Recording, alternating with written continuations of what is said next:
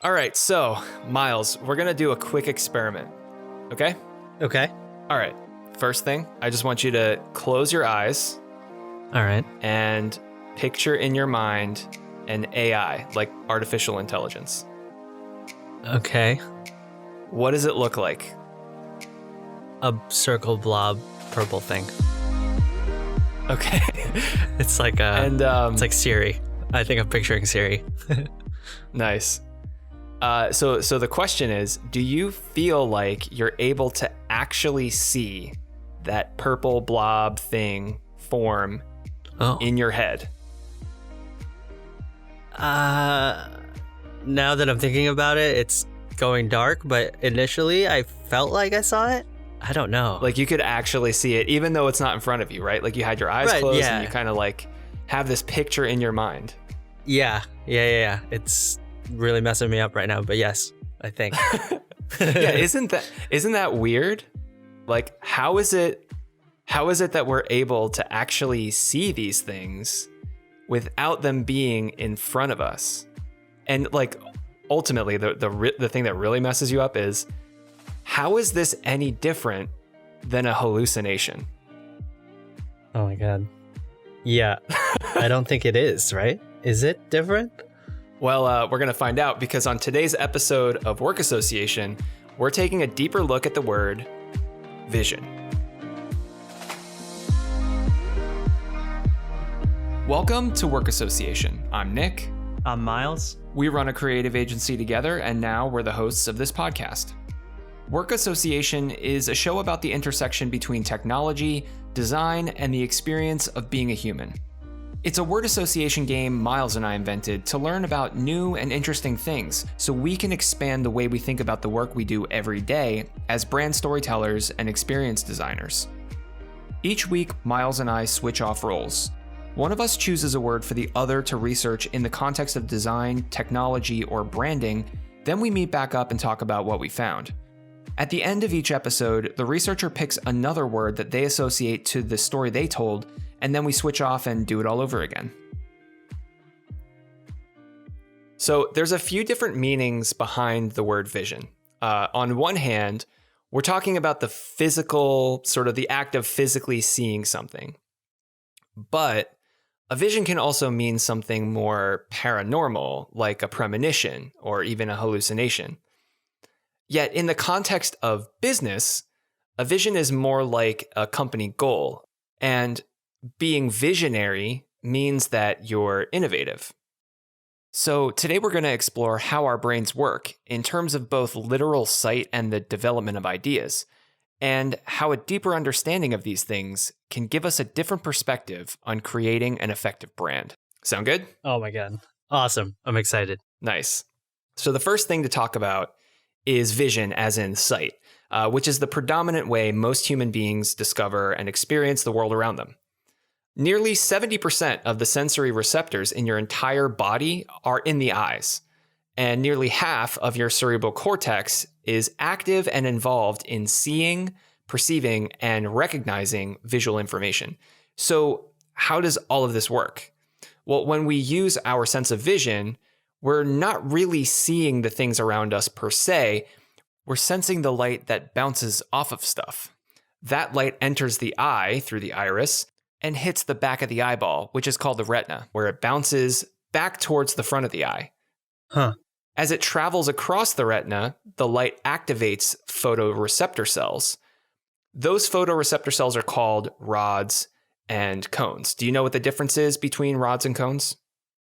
No, I don't remember. Okay, cool. So rods are basically what allow you to see in kind of black and white or grayscale. Right. Yeah, they're a type of photoreceptor that are much more sensitive than cones, but they also don't really carry the ability to actually see color that well, which is why in low light you can see, but you have trouble discerning different colors.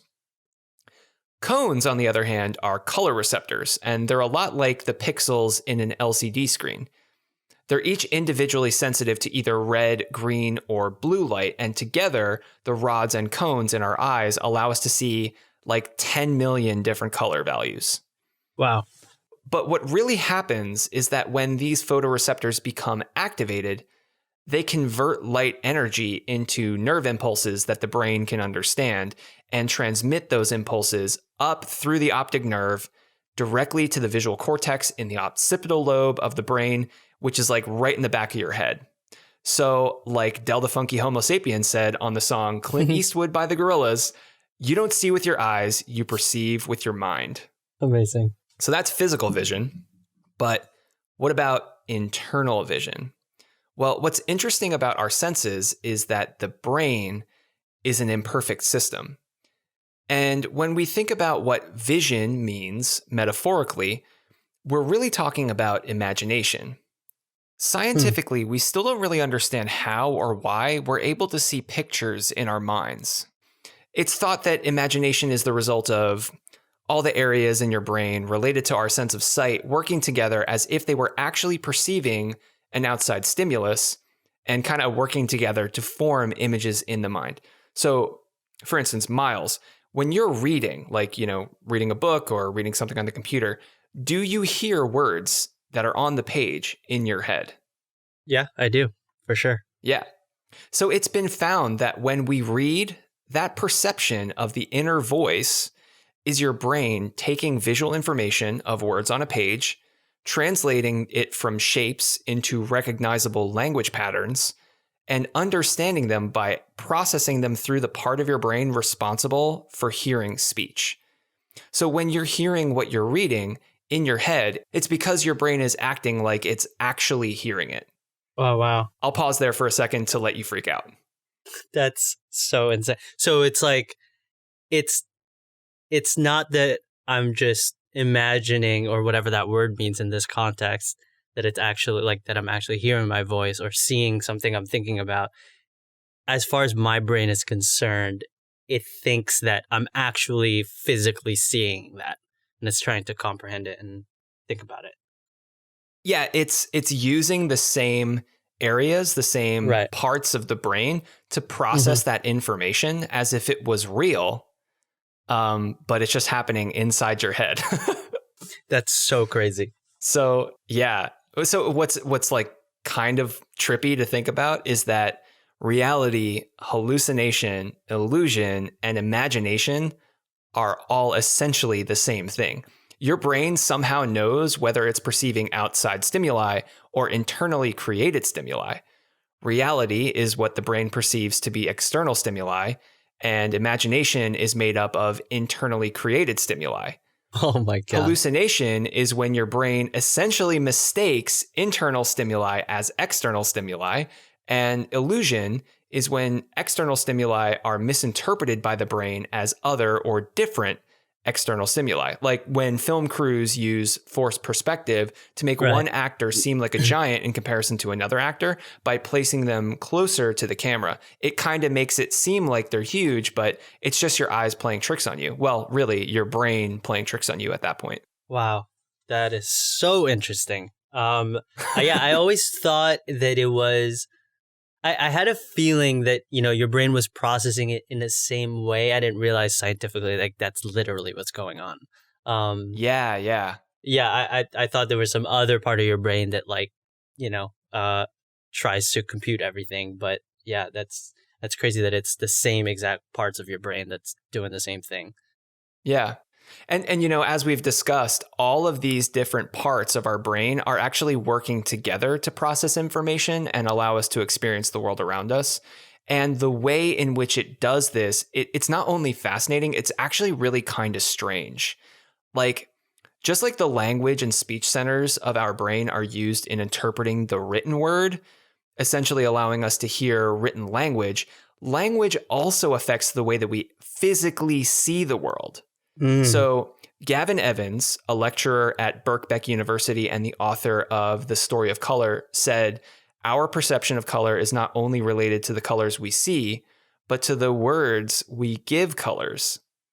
So there's several cultures, including the ancient Greeks, that lack a word for the color blue. Oh my gosh. For instance, in the works of Homer, the ancient Greek poet who wrote the Iliad and the Odyssey, we find that the color of the sea is described as wine dark. Oh my god. Wait, that's like literally what he says, like that he wrote? Yeah, so when they're describing the color of the sea, they call it wine Yeah. dark. Wow. And a word that translates to the color blue, from ancient Greek, cannot be found in his writing. So it's theorized that they actually saw the color blue differently than we do. That's so insane. Yeah. So according to Gavin Evans and his studies and things, in ancient Greece, blue is essentially understood as a variant of the color green. And this can actually be scientifically tested today. In fact, it was scientifically tested. There's a tribe in Africa, the Himba tribe of Namibia, and they're another culture that don't have a word for the color blue, and they too associate blue as a type of green. So their color words, and I'm not going to pronounce this right. Their color words are sarandu, which is used to describe reds, browns, oranges, and some yellows. Dambu, which includes a variety of greens, reds, beige, and yellows. Wait, this one word means all of those colors that you just said? That's right, yeah. Oh my god. Zuzu, which is used to describe most dark colors like black, dark red, dark purple, etc. Papa, which is used for some yellows and whites, and Buru, which is used to describe a collection of greens and blues. Buru, this one word, means both some greens and some blues. In a scientific study conducted by Debbie Robertson, Jules Davidoff, Ian R.L. Davies, and Laura R. Shapiro, Himba people were shown a collection of 12 colored tiles arranged in a circle on a screen. So you picture, 12 little squares in a circle, just on a screen. Right. 11 of these tiles were all the same color, and one was different. So in the first test, 11 tiles were green, and one was a slightly darker shade of green. Slightly darker meaning like to Western eyes, the difference may not be noticeable at all, or it would take a while to notice. But to the Himbas, they were different enough to quickly pick out the darker tile. And in the second test, the researchers showed the same circle of colored tiles, except 11 tiles were green and one was blue. So what do you think happens? This makes no sense. But they don't recognize the difference? Or do they recognize the difference? Yeah, pretty much. They don't see the difference. So they can tell the difference in, what is it, tone? Or the brightness, or like how bright or dark the color is, but they can't distinguish from green to blue? Is that what you're saying? Yeah, so in the first test, they're able to see a slightly darker shade of green and say, oh, that's a different shade of green. But in the second test, when they're shown 11 green tiles and one blue tile, it takes them a longer period of time to find the difference between the blue and the green.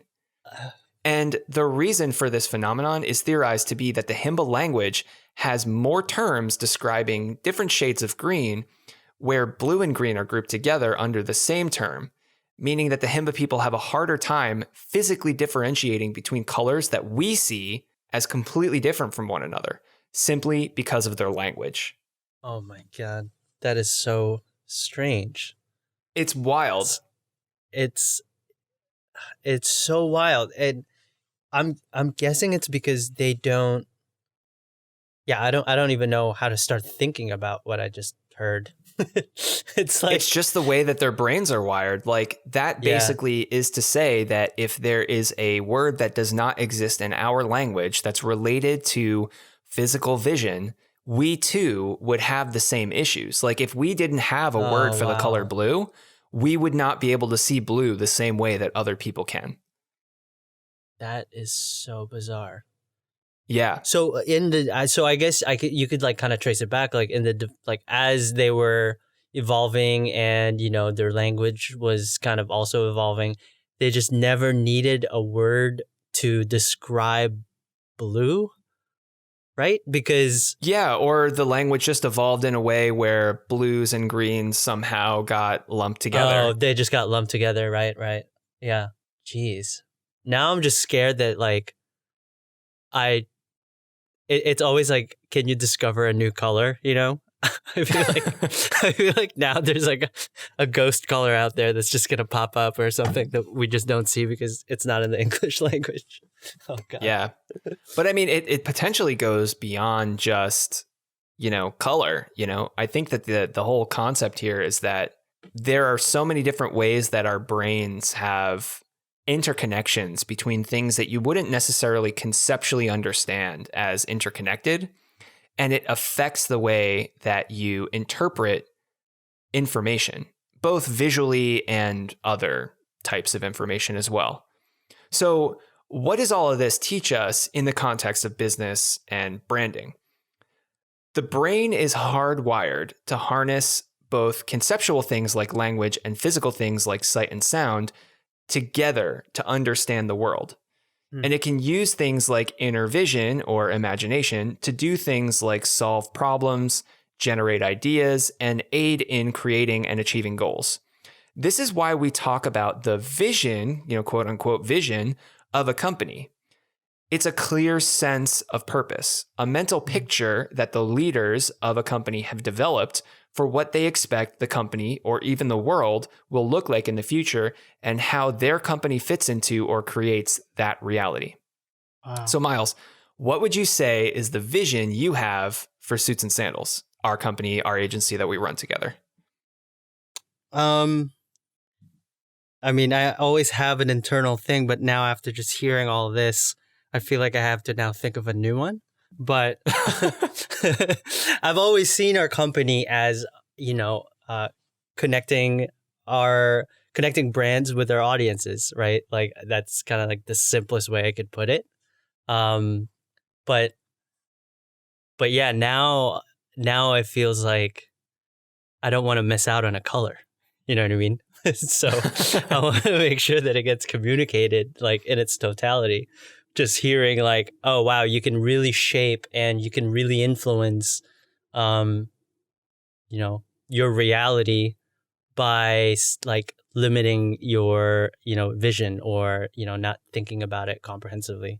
Yeah. So that's definitely opening up my mind. What do you think our vision is?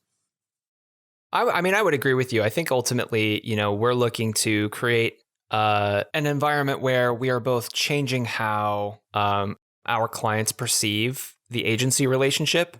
We talked a little bit in a previous episode about transparency and trying to develop trustworthiness, and that's kind of a huge thing for us. But also, I think ultimately, like we're trying to get to the bottom of being actionable, where we are, connecting people between like our brands that we work with and their customers. And then also just like solving problems, right? Right. That's like really our mission is connect people, solve problems. Right. So the vision is one where, we're working with clients. They are super happy with our service and they have a different appreciation for what it's like to work with an agency. And that ultimately, they are able to achieve the results that they're looking for and solve the problems they're looking to solve. And that there are more brands out there that are much more comprehensive and fleshed out from a creative perspective and a storytelling perspective than existed previously. Yeah. Yeah. And it's kind of interesting, right? Like we're in a unique position right now because we're talking about vision from this perspective of how other business leaders can contextualize having a vision for their company. But we're also leaders of our own company. And we're guiding that company towards a vision that we have for our business. So it's, it's just as important, I think, to really be able to communicate that vision to others. Exactly. So, how does all of this, everything that we've looked at so far, relate to branding? I think it's clear that culture, experience, and language are all important pieces of context that are necessary in understanding how an audience sees your brand, both literally and metaphorically. Things like color and form are interpreted differently by people based on their culture, and conceptually, ideas communicated to an audience are internalized differently as well. When a leader has a particularly ambitious or clear idea and a picture of the future, they're called visionary. And as it turns out, there are some things we can learn about how to communicate ideas by listening to the way that these visionary leaders talk. And that's what Noah Zandon did. He's a data scientist, and he and his team spent 2 years building a database of people's communications containing millions of pieces of text, audio, and video. And then he asked thousands of audience groups why they like, trust, engage with, and believe certain types of people, leaders, and messages. And they used natural language processing, phonetic analysis, and even facial and gesture recognition to make sense of what he calls, quote unquote, unconscious signals. The things that people do without realizing it that influences how their audiences receive the messages that they're sending. They used this model and ran it on the world's top visionary leaders, people like FDR, Martin Luther King, a bunch of different CEOs, people who have given TED Talks, inventors, and so on. They ran that analysis at scale, comparing hundreds of their transcripts against a benchmark of just, normal everyday communicators. And what they found is that the world's top communicators had 3 things in common. And the biggest thing here is that you would expect that visionaries talk about the future a lot, but in reality, they speak much more in the present tense than in the future tense.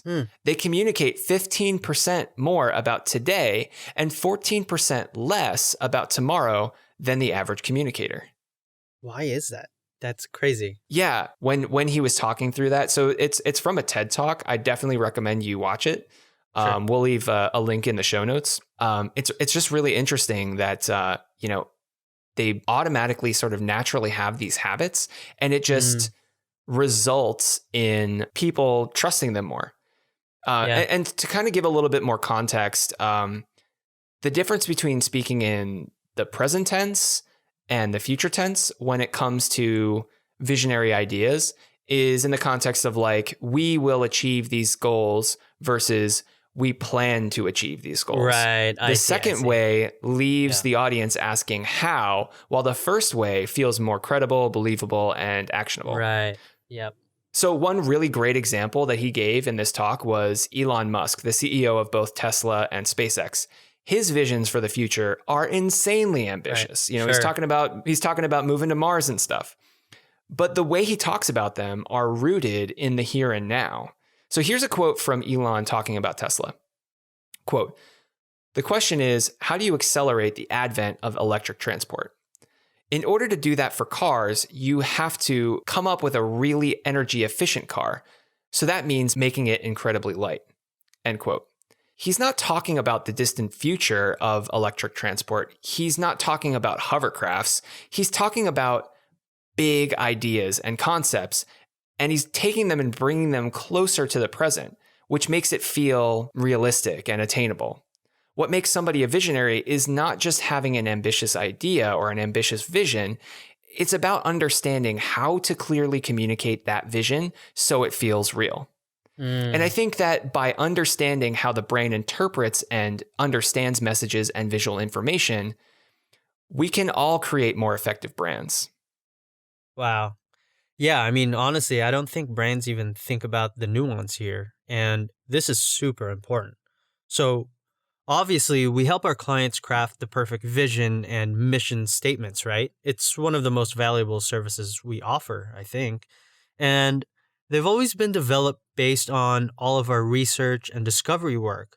While they're almost always spot on, and I think we do a really good job distilling the brand's vision into a really elegant statement. I feel like, for me at least, it's never occurred to me to present the future by speaking in the present tense to really drive it home. Because that definitely does make it real. It makes it attainable and inspiring in the context of a vision statement. Yeah, absolutely. And I think like the real, like the biggest distinction here is that you can talk about the future, but contextualize it in the present tense. So when you're saying something regarding like what the state of the future will look like, you're talking about the state of the future in the present tense. So you're saying something like, in the future, everyone is happy versus in the future, everyone will be happy, right? That's going to, make it feel like you are able to imagine in your head, Yeah. Mm-hmm. you as an audience member doing those things or Yeah. being a part of that new world, even if it's not readily attainable now, it makes it feel realistic enough to imagine rather than opening up a bunch of questions of like, well, how are you going to do that? Why are you going to do that? You know, it just kind of like, yeah, it just makes it attainable, makes it realistic, makes it trustworthy, you know? Yeah, absolutely. I mean, it really does seem like such a small tweak to how you say things, but the resulting impact of the statement is it's just so profound. To your point, it doesn't create room for doubt or hesitation at all. To anyone listening to this, I would say give this a try, not just in your vision statement, but probably in daily communication where you have to convey an optimistic and ambitious future. Yeah, yeah, for sure. So that was a pretty quick episode, but I think we covered a lot of That ground. was my brain is going to need the rest of the day to like pretty much process everything that just went down. That was incredible. Yeah, I mean, I'm really looking forward to kind of like taking a look back at a lot of the recent work that we've done in terms of, you know, brand strategies, storytelling, communication strategy work, and just kind of seeing like where are we really kind of making the most of, you know, these different techniques in terms of speaking in the present tense, understanding, you know, the context of the, you know, audience culture and really thinking about like, you know, how do they process language? How do they process visual information? Those kinds of things. Because I think ultimately, like we already do a pretty good job of this for sure. But it would be interesting to see like how much can we do to improve communications by thinking a little bit more like a visionary, you know? Yeah. And, you know, on the technical side of things, I'm really looking forward to taking what we've learned in regards to how the brain visualizes things and applying it to our work in design. Because there's a constant balancing act that we do whenever we stitch word and image together. I mean, you know, if you take websites, for example, you see image and content pairs. And a challenge everyone has when designing this particular pair is designing how the two, the text and the image, you know, how they interact with each other. You'll often see solutions like the content's too lengthy, and you end up you're just staring at a wall of text and then a photo on the right, or you get the right amount of text, but then the image itself it's just too busy, or it takes a while to connect with the content. So, based on what we've learned today, we know that the brain doesn't always need the quote unquote full picture to see the picture. You know what I mean? Like, Right. if you find yourself writing 2 paragraphs to explain things, you can probably cut it down and say the rest with an image. Yeah, absolutely. And also the fact that written word is technically, it's understood differently by the brain than, something like an image of a person, an image of an apple, an image of a product. But at the same time, it is physical visual information and it has its own form. So understanding that like there's this crossover of how the brain interprets that language through the language center and the speech center of their brain, as well as the fact that it's just sitting on a page visually. It's not just, what's the message and how is it being communicated theoretically or academically, but also, what does that message look like visually? And, can we kind of like use that to our advantage, understanding more about how the brain processes information to be able to, kind of create a more cohesively linked, image. And I mean, it also calls to mind something that I knew about prior to this episode, which is that when you're talking about something like a PowerPoint presentation, when you have too many words on the page or on the slide, an audience member is going to be reading those words on the slide, and then you're also going to be talking through the presentation. And when you have too much visual information being processed at the same time as actual auditory information, because of the fact that all of that information is being sort of processed through the same parts of the brain, your brain has to pick one. It has to pick a signal to cancel out. And so you have to decide, do you want to have more text on the presentation, or do you want to be able to open it up for the actual, speaker to fill in the gaps and really amplify the presentation. Because there's a lot less emotion that you can have on the page with just text than, the sort of clarifying points and the emphasis and all those other kind of like techniques that we were talking about of unconscious signals in the way that you talk that will sort of, result in a more positive reception by the audience. And I think that like thinking about it from that perspective, not just in the context of a PowerPoint presentation, but video or in-person interactions with people that are, brand representatives, whether that's a sales pitch or something else, like all of that, like understanding this sort of concept of how your brain takes in and categorizes and, recognizes these different patterns of information and stores it into short-term memory and then long-term memory. Like it really, I think, gives you a new angle to think about in terms of creating messages that will really sink in and, result in the highest positive impact that you can get. Yeah. And, this idea of language affecting the way in which we perceive the world, it's just so fascinating. I mean, it validates one really important step in our discovery and research process, and that's to look beyond competitors, right? Like we always try to study and get inspired by industries that might not even be related at all to our client's industry. And we do this so that we can expand our perception. And in doing so, we become more creative, I think.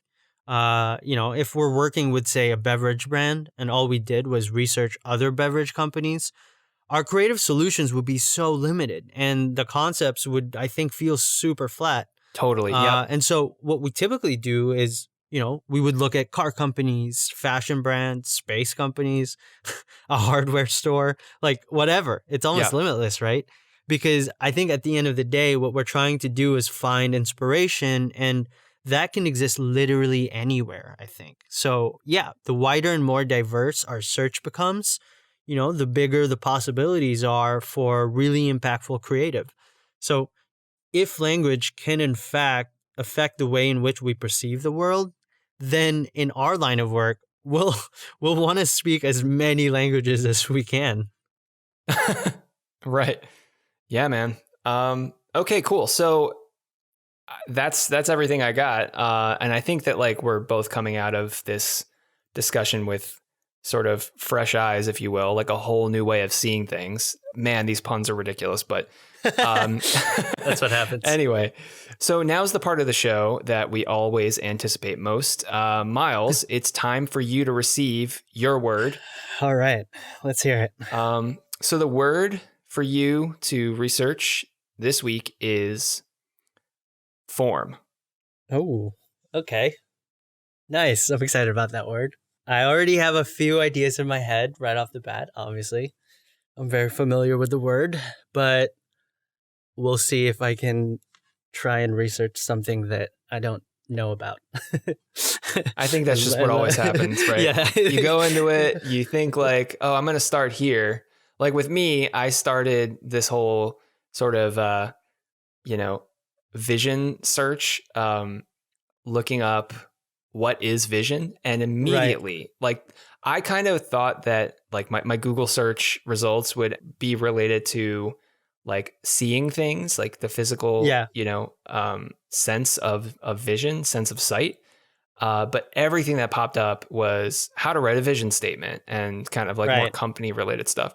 And so that's what brought up like literally from the first Google search, I went from thinking about how does the eye work to why is it called a vision statement and how is the actual physical sense of vision tied to things related to business?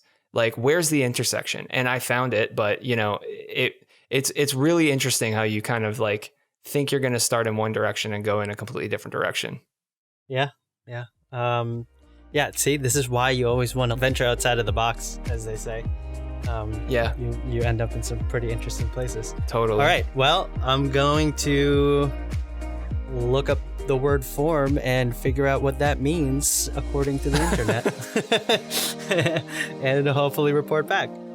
All right. Well, thanks everyone for joining, and be sure to listen next time.